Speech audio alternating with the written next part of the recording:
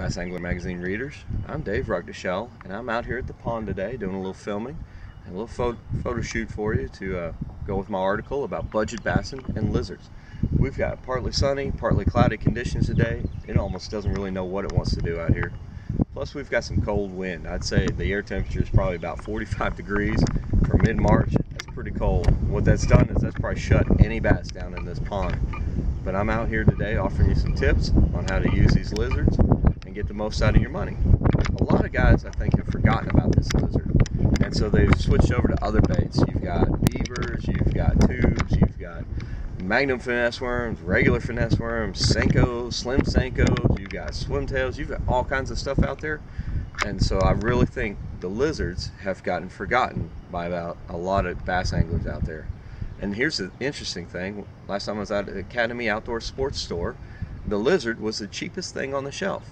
A pack of these were selling for about $2.19. These Zoom 6-inch lizards.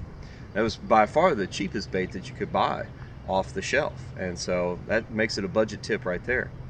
So if you use this thing, you Texas rig it, you Carolina rig it on your VMC offset hook, you're going to catch a few fish, and when you do, the head becomes torn a little bit, and then it slides down that hook a couple of times.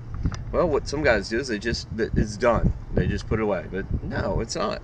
What you need to do then is take your fingers, rip the head off. Right? Now you've got a headless lizard. Oh, and save this.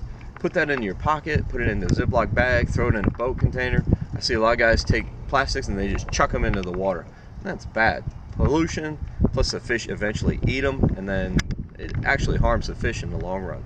So don't throw any plastics overboard. Always put them in your boat, throw them out later. You know, if you're walking the bank, put them in your pockets, clean them out before you put them into the wash though. So now I have this headless lizard. If I'm pond fishing like this, I'm usually fishing for smaller fish. So a headless lizard is going to offer a less aggressive profile, and it's going to be more of a finesse type bait.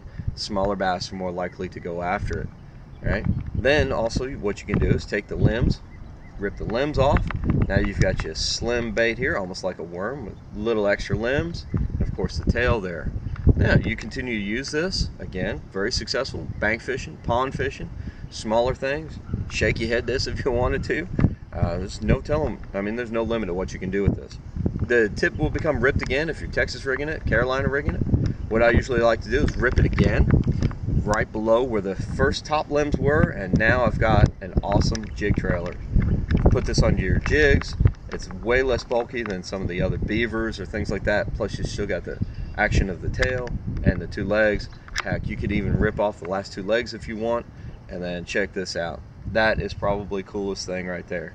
You know, that'll work on a Ned rig, that'll work drop shot, that'll work shaky head, jig trailer, almost anything you wanted to do. Heck, you probably put it on a hook and hang it underneath a bobber if you wanted to.